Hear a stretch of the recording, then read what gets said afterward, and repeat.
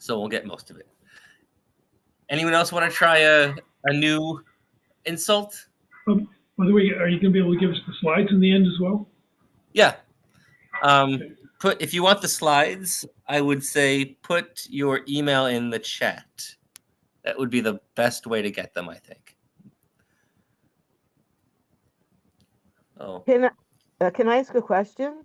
please, of course. So one, I know you're mostly doing it, but I didn't understand the second curse that somebody volunteered. If we just make sure to translate everything for people who don't understand. And then I have a question for you. I don't know that this is a curse, and so like my Yiddish is horrible, so I'm not going to say this right. But if like we asked my mother what should I wear, she would say like tuchus on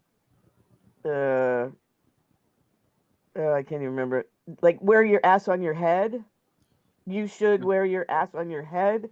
So are there curses and then there are insults that are also shoulds? Probably. Short answer, probably. There's things in Yiddish. Maybe a couple of these will make sense. Maybe illuminate the highlight. There's some that will make their point through like irony or saying something that's sort of opposite. This one might be an example. Hat azoi viel seichel wie in Cloister mezuzah. So seichel we translate as like wits or sense. And he has as much sense or wits as a church has mezuzahs.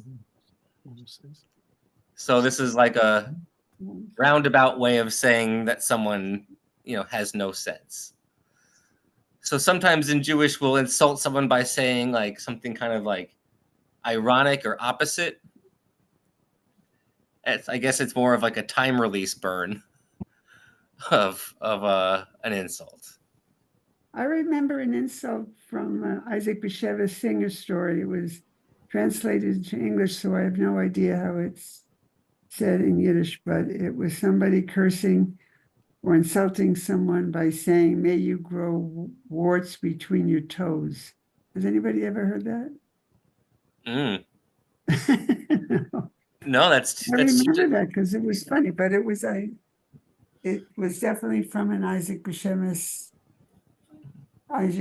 Singer story. Wow. Usually some of those have they start off nice and then they get to the mean part, but that's just to the mean part.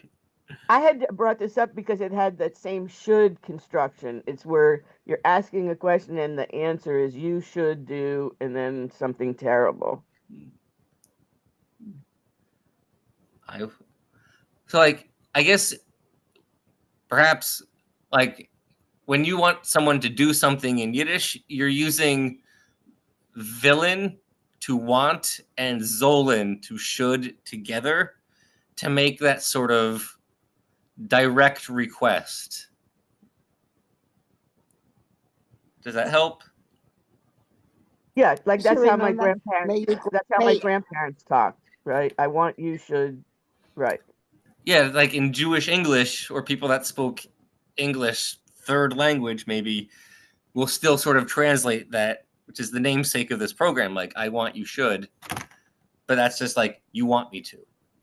I also remember may you grow like an onion with your head in the ground. Yeah, that's usually a go-to one. How would you translate verdrezig deinko? I would translate it as to confuse someone. And verdrehen is to twist or like obfuscate, to make something like obfuscate. But drehen the kop is to confuse someone, usually deliberately.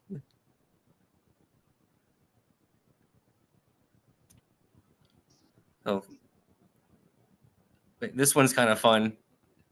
Ken geen twee nit zählen. That he can't count to 2. And this one is also quite. So some of them require some sort of insider knowledge or insider Jewish knowledge of why or how is this funny per se. And this one writes, schreibt Neuech mit 7 Greisen. That he writes the name Neuech with 7 mistakes. And you can look at it like, well, why is that funny? Well, this name only has 2 letters. Nun Ches. So the joke is this name only has 2 letters, but yet you wrote it with that many mistakes.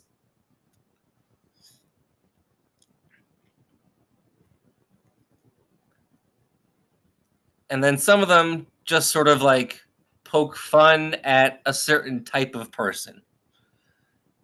And there's sort of a archetype or a stereotype of the schlemazel.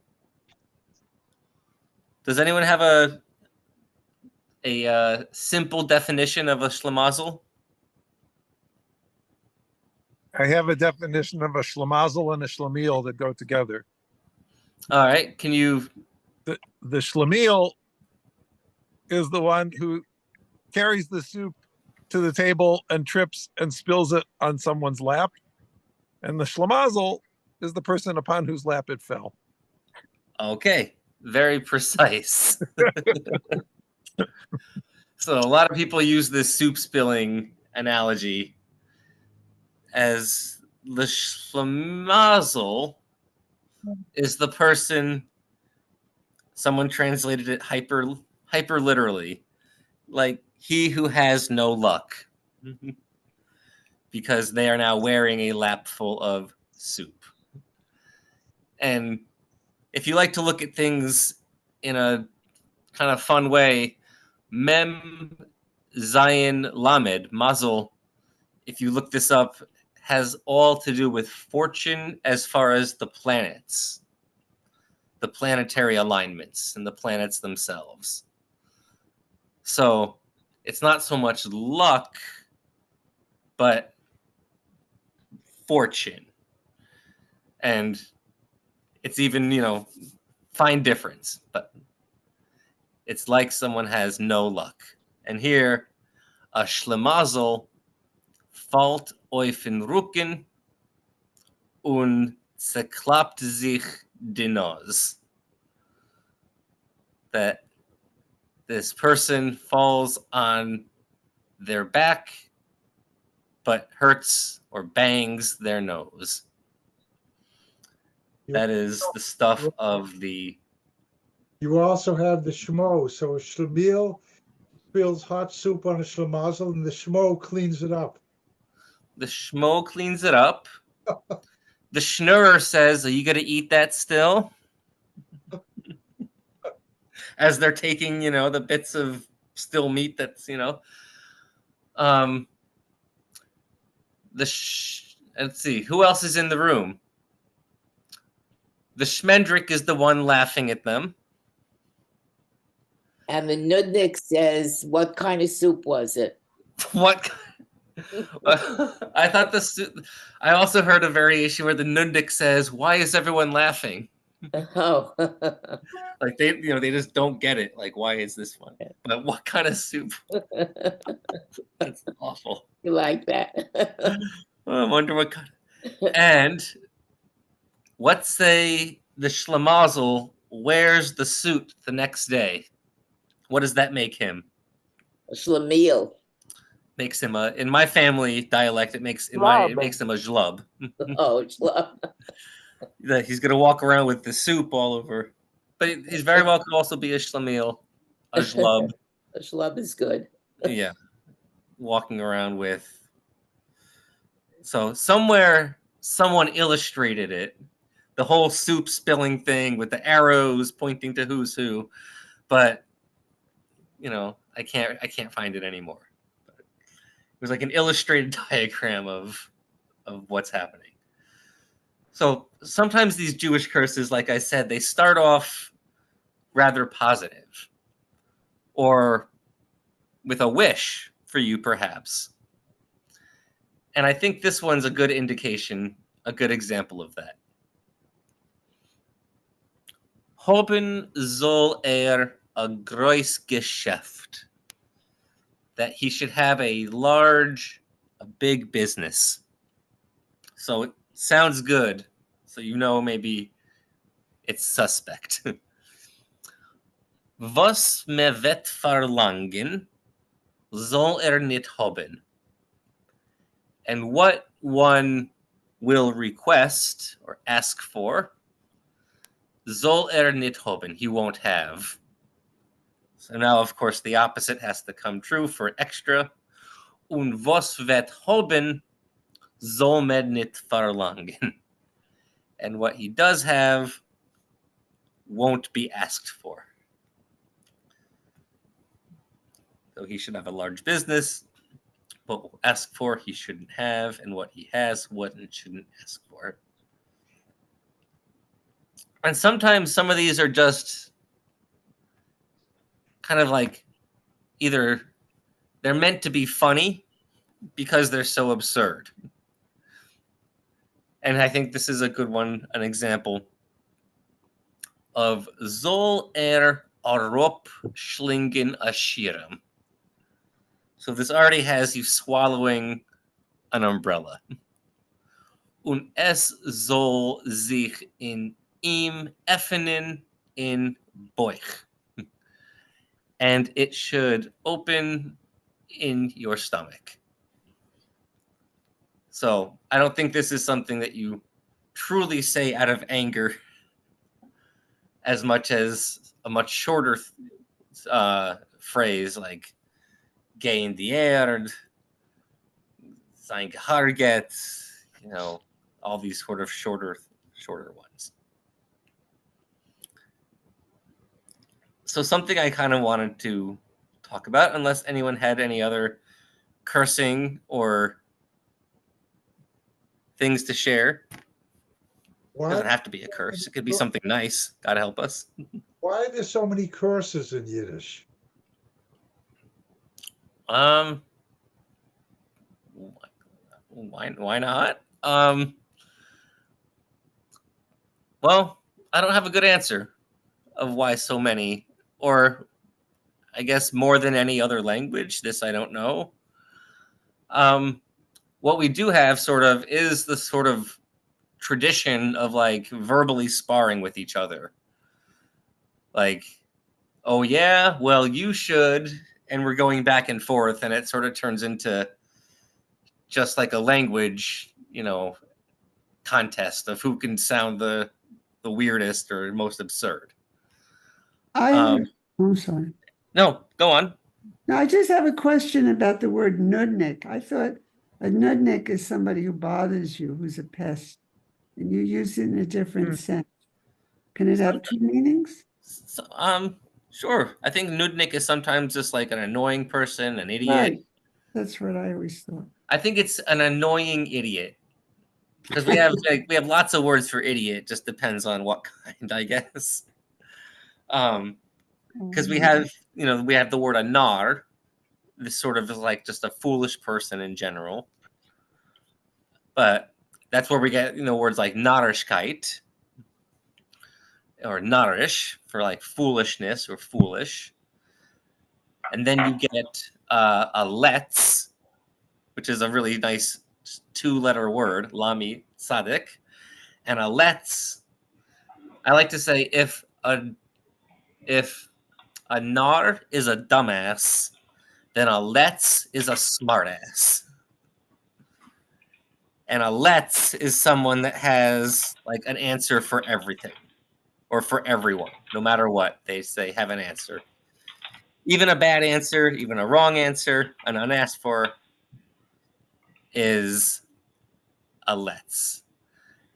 And then, not last but not least, but then on another level, you have a vep. And a vep is sort of like a low-key nudnik. And I just translate a vep as just like a bore. Someone may not be annoying, but they certainly are boring. And you don't want to be on a flight next to them, any more than the nudnik. But the vep is just someone that's just talking and talking and talking. Hopefully not me. Hopefully I am not a vep. The term the Hakka China, where does that come from? Okay. I know a little bit of folk etymology about this. How do you understand it just at the, what it means idiomatically? Bang a tea kettle.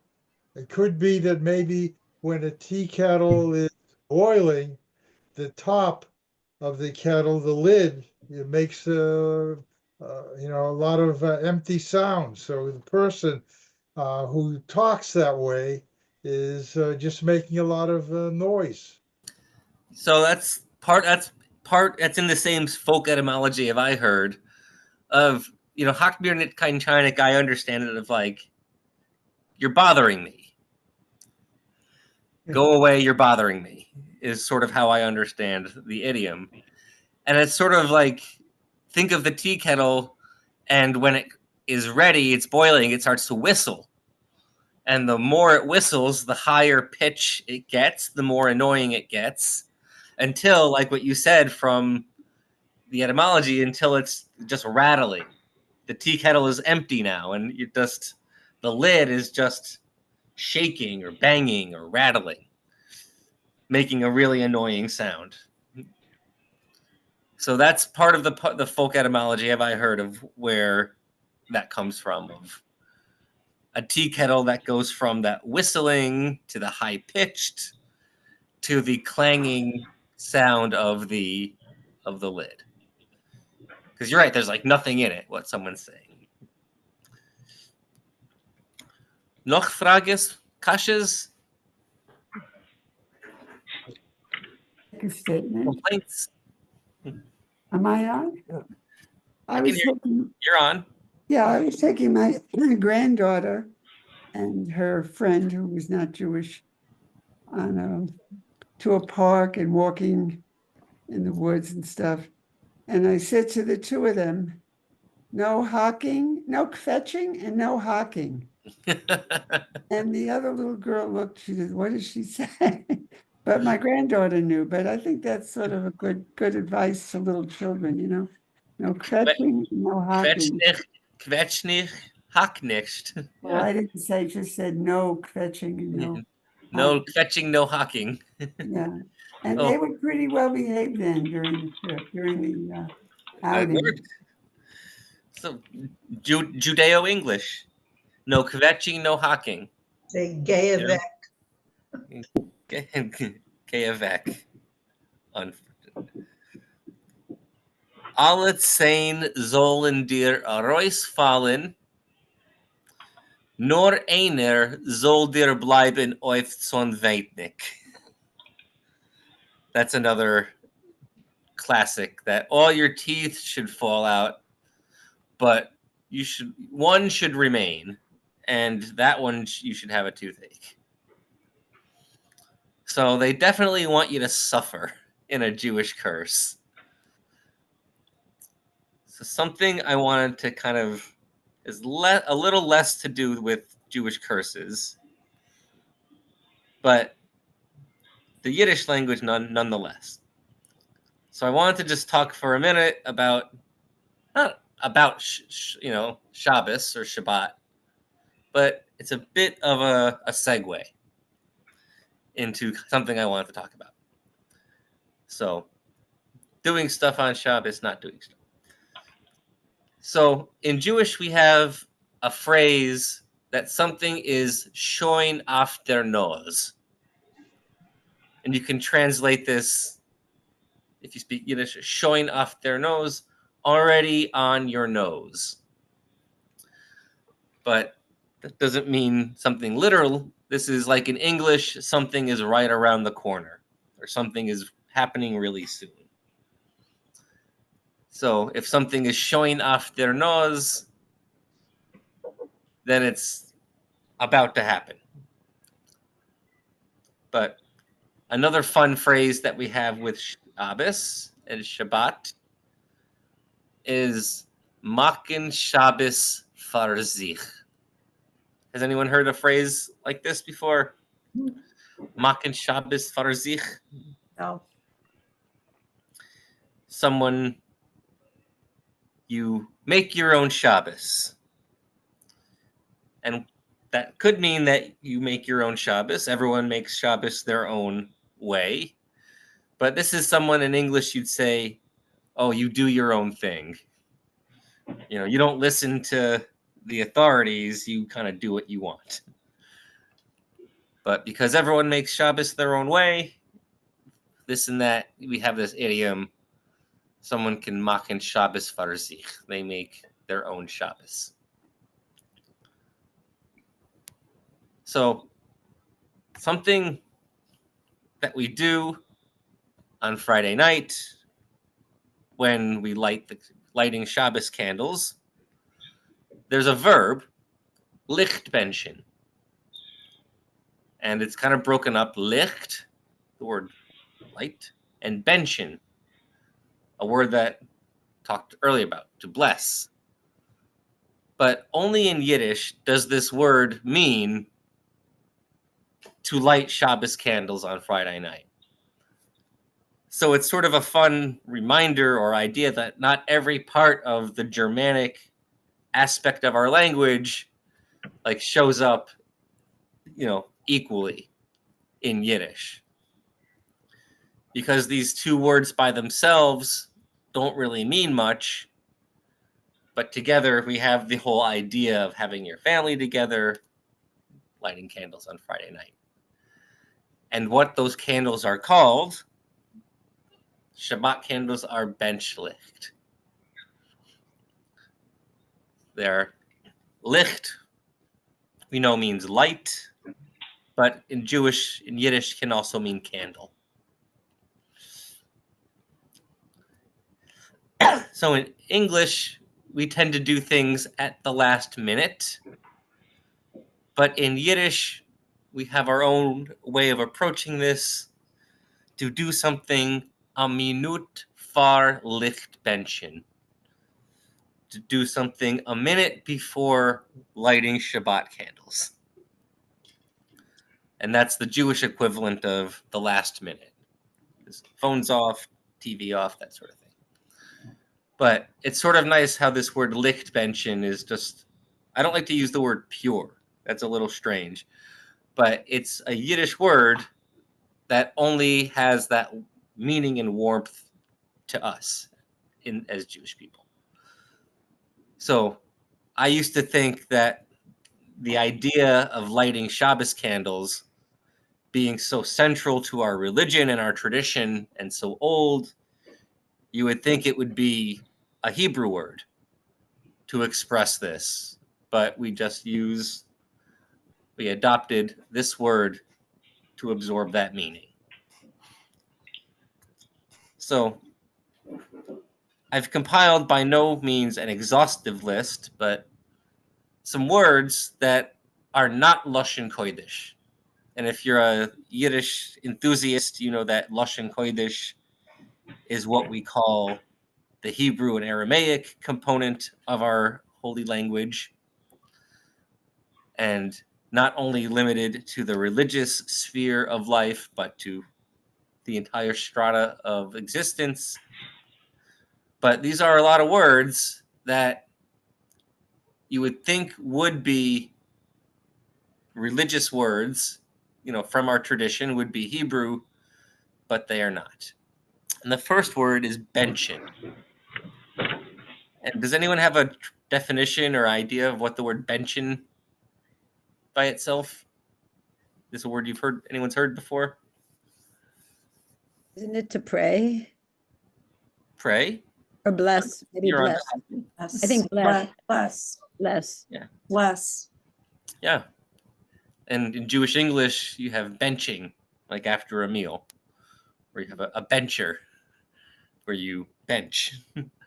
I used to think this is because you're sitting in a bench at the table, but this is kind of an interesting story of this word, of how it started off as Latin, as benedict, as benedicio, as good, bene, and dict. Think of writing, dictation, saying. So we have this word that is like in its fossil a Latin word, that it's made its way into some sort of Judeo-Italian or Judeo-Vulgar Latin, Judeo-Italian into Yiddish, and now into Judeo-English is benching. But you think the word would maybe be a Hebrew word, but we have this word from Latin, kind of showing the timeline and the map of Jewish people before we were speaking Yiddish. And then we have the word yahrzeit. Yahrzeit, the anniversary of someone's death, but it's really just made up of the word year and time. Year time. Which even just to a German speaker today would know those are two words, Jahr and Zeit, but that doesn't mean anything outside of Yiddish. This only we translated, we interpreted our world into our new surroundings with this word Yahrzeit. And Lichtbenchen, we just talked about your light blessings. And of all the words to take, we really took to the word Gott, the Germanic word Gott, for our sort of everyday use. The Germanic word Gott. Another word that is sort of remnant of Latin is davenin. And you can sort of squint at this word and get the word divinity, which, is a Latin flavored word. But we know this word is to pray, as, davenin shachris, davenin mincha, to pray shachris. So also this word from. Religious. Yeah. Now we just know this word to mean orthodox or religious, Torah observant, whatever analogies. But I think the word out of the dictionary just means pious. Yeah. And then what we call ourselves, Jew. we call ourselves, Yidden, Jews. A word that comes from how the word Yehud was translated into Germanic flavored languages. And we were still Yehudim, but ich bin a Yid. I'm also a Jew.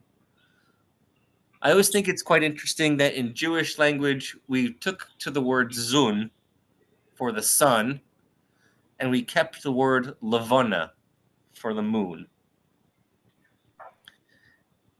And I think it's probably because we are mostly a moon sort of people. So the word levana was already very close to us, but maybe the Hebrew word shemesh at the time was not so dear to us, so we took the word zun, just as we took the word zun for a male child. So go figure. And the last one is sort of an interesting oisnemen. Take out. Take out. But specifically, this word means to take out the Torah before it's paraded around and read publicly. So it's a word that sort of doesn't look like it should be a religious flavored word. It's just ois and nemen. Like ois, out-ish, and nemen, take, but only in the context of Jewry, of Yiddishkeit, does this word take on like a holiness, a special type of reverence or awe that you have when we take out the Torah. But by itself, it looks, to take something, to outtake, to take out. Kind of another, idea of the word lagan. And lagan is just a very boring, regular word that means to lay. and like you legen sich the kind, like you to schlafen, like you lay your kid down. But if you say legen tefillin, now suddenly you're wrapping tefillin, you're putting tefillin on, you're observing that commandment. So we can sort of take these words, and since everything is through the lens of Judaism, some of these words, a lot of them take on sort of untranslatable meanings only in Jewish. So,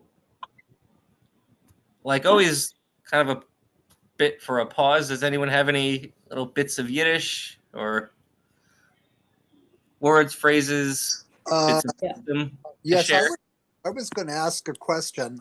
I think you Please. does the word Yortzeit, which is obviously a Germanic Yiddish word, do the Sephardim use the word Yortzeit with the same purpose, same meaning? I don't know. Are there any Sephardim in the room?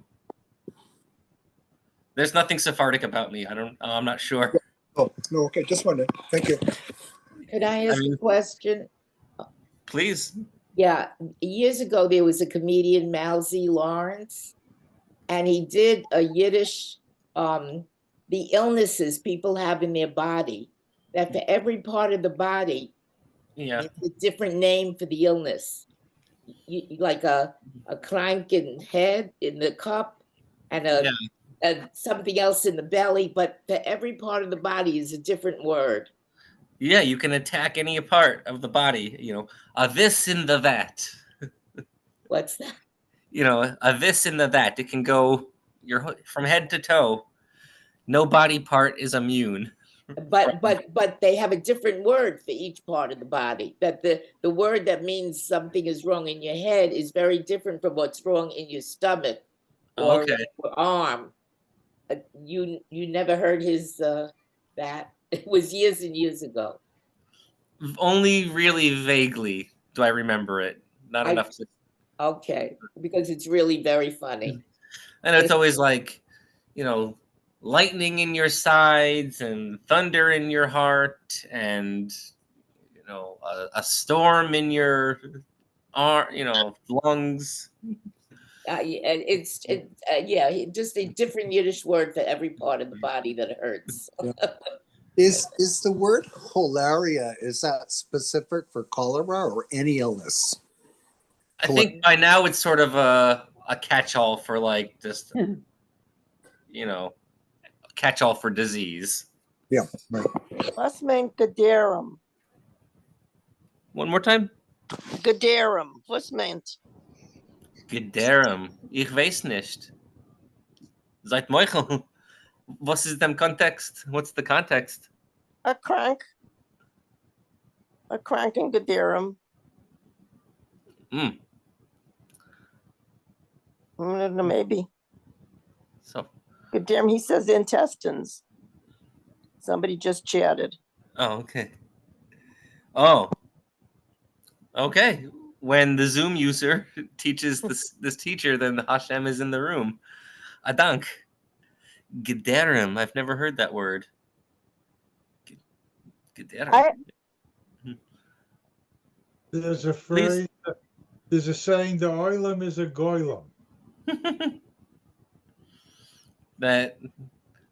In English, you can make it rhyme. The masses are asses. Yeah. Nicht emes. A größer Ligen is das.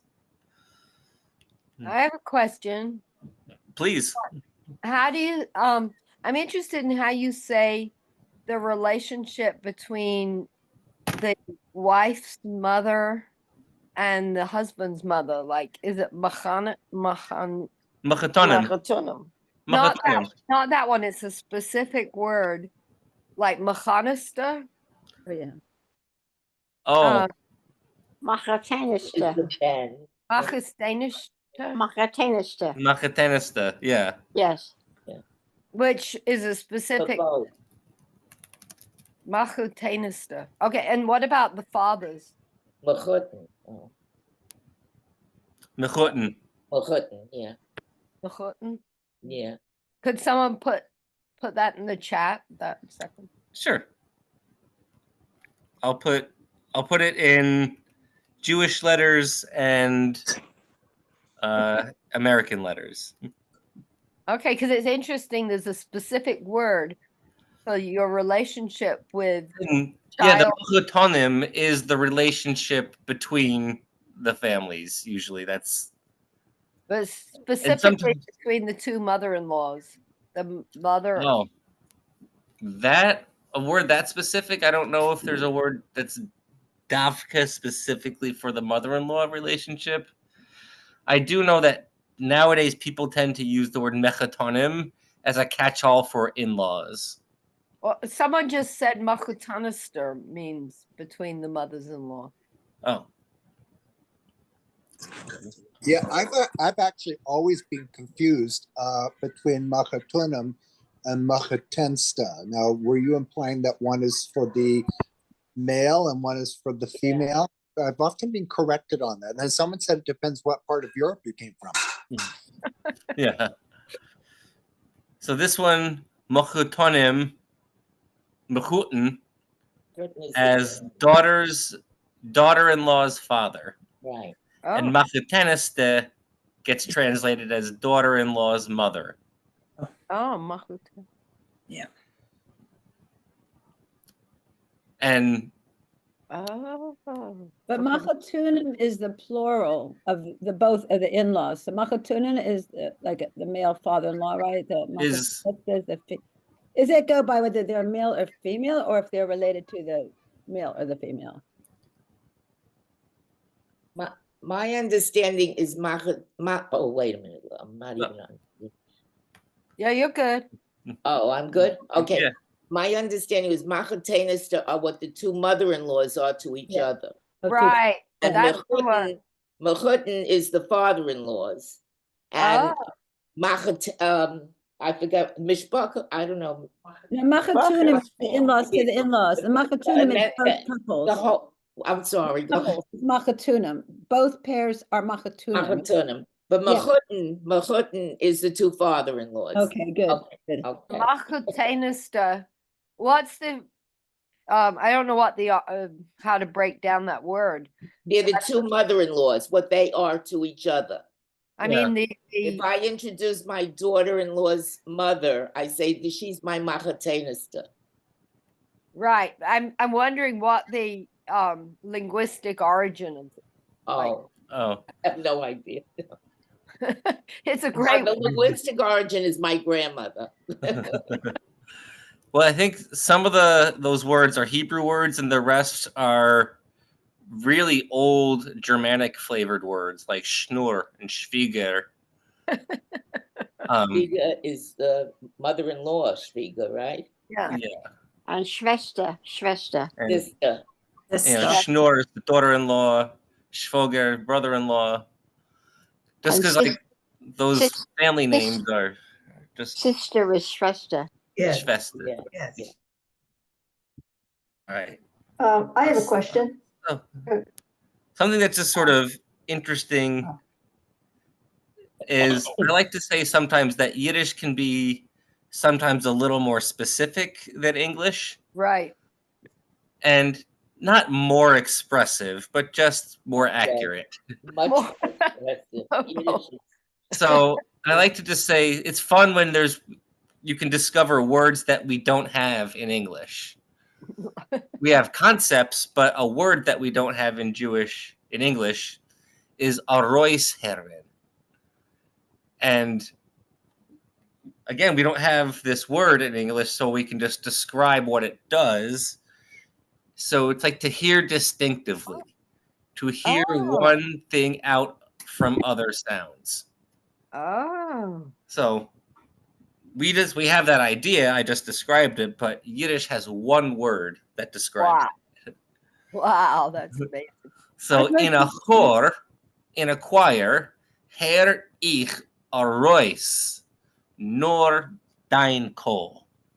In the choir, English, something is lost. In a choir, I hear only your voice. Yeah. I hear out from, I'm excluding the other listening. So to distinctively hear, but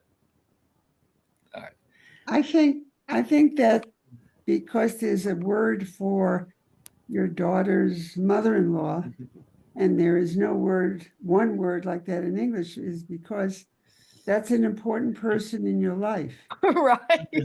And I think that I don't know, I don't want to say non-Jewish families, but maybe that person doesn't come up, you don't see that person very much, you don't know about that person. And it turns out that in Italian, there is a word for Macatenista. The word for mother-in-law in Italian, I know this because my daughter married an Italian man, but the word for mother-in-law is a suocera.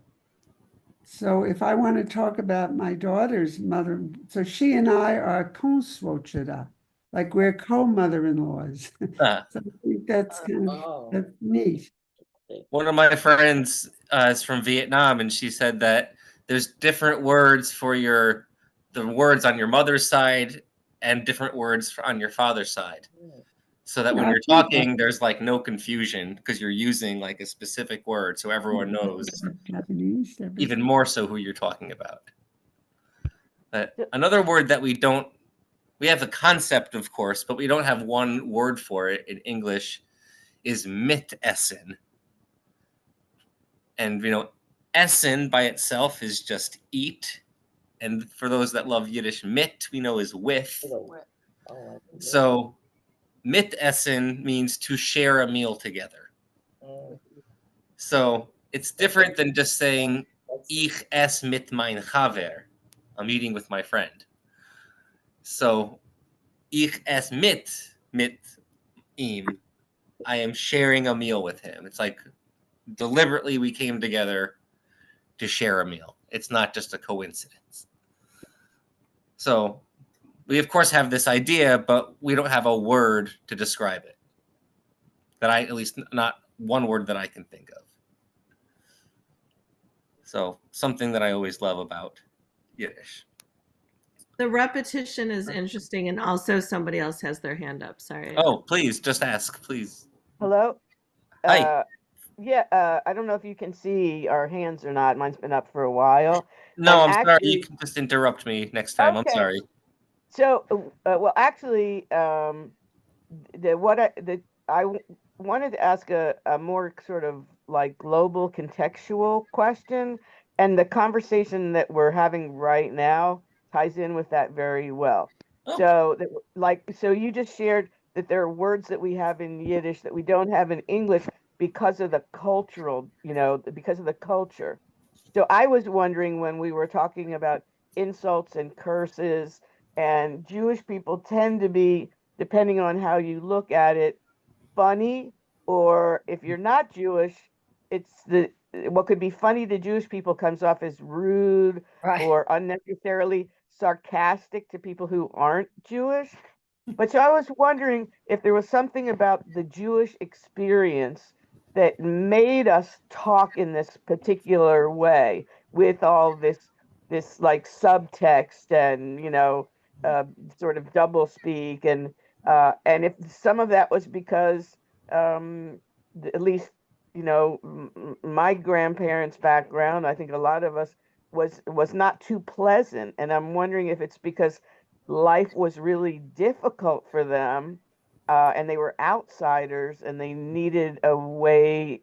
So they had a tendency to be. They weren't all sunshine and rainbows, and therefore that infiltrated the language. Is that fair to say or no? I don't know. I mean, my grandparents of blessed memory were, very serious people, but less so when they spoke, I think they were more themselves when they spoke Yiddish. And if we're experiencing someone, and this is like a deeply personal thing, not like a scientific thing, of how someone is experiencing the world, in a translation. And if you're living in an environment where you have to just be translating your experience, from a Jewish experience to a non-Jewish experience, then. But I don't have a good answer. If anyone else has a word, maybe. The word, he's a mensch. I don't think we have that word in English. What's fun is that in Yiddish, in like boring everyday Yiddish, mensch just means person. And only in Judeo-English has it taken on a good person. Because in everyday Yiddish, is a guter Mensch, sie is a schlechter Mensch. He's a good person, she's a bad person. Everyone is a Mensch. So it has taken on, extra meaning here in America. And just also we are being influenced by, nowadays in Yiddish, we're influenced greatly by English. So you can see how English will come into our language and start playing around and popping up. Yinglish. There's Yinglish, there's Yeshivish, there's Judeo-English. So it's definitely lately I realized that we have to now look at Yiddish. This is only my opinion. Sort of a look in Yiddish and approach Yiddish with new eyes as the last of the pre-Holocaust Yiddish speakers are dying. So we're sort of left now with something that is now ours completely, and we need to look at it in a new lens. You were talking about the word mensch. It's interesting that the meaning of the word schmooze has changed. Schmooze to me always meant, you're chit-chatting with somebody, schmoozing. Nice. But schmooze now means, to say kiss up. To connections, like you go somewhere and you want to schmooze somebody or something. Well, yeah, it's taken on the meaning of. Yeah. It still takes on the meaning of converse. Yeah, but it has started to take on a little bit of it can be used in a very parv way, but schmooze can also sort of take on the connotation of convince or talk into in a not so delightful way. You talked someone into doing something, or you convinced them to do something. And this is, a total inversion of the meaning of the word. But that's just sort of what happens in language when it's in the hands of everyone. But schmoosin is just still a regular, everyday, boring Jewish word that just means, to converse. But when people say Hamish is also a word you don't really have in English. Hamish, yeah. Because I just think it usually cozy or homey, warm, inviting. So our language has changed and will. So we are going to be here in a month. Check your calendars. I believe it'll be the last Sunday in December, which I think is right around when Hanukkah is about to start. So maybe we will have some sort of oily themed, deep fried themed, education together. But there'll be an email that goes out, in a few weeks to remind you all. So, as we like to say, for our 3-language minimum of traditional Ashkenaz, we like to say, Yehei Shmei Rabbah Mevarach Le'olam Olmei Almaya. Let the great name be blessed forever throughout eternity. Umein, Umein. Thank you all for coming and participating and asking questions and adding your Yiddish to ours. And if you enjoyed tonight's program and you'd like to make a donation to Chicago YIVO to keep these programs open and accessible, you can go to this website. And if you are able to make a donation, but you being here is certainly a blessing and a contribution all the same. Trainum dunk. So Machaya, Danke. thank you everyone for coming. Alles sei gesund. And I will send everyone that put their email in, I'll do my best and send these slides. Thank you. All right, and Yasher Koach to everyone learning Yiddish. Keep it up. Thank you. Pajalsta. Bye everyone. Thank you. Excellent.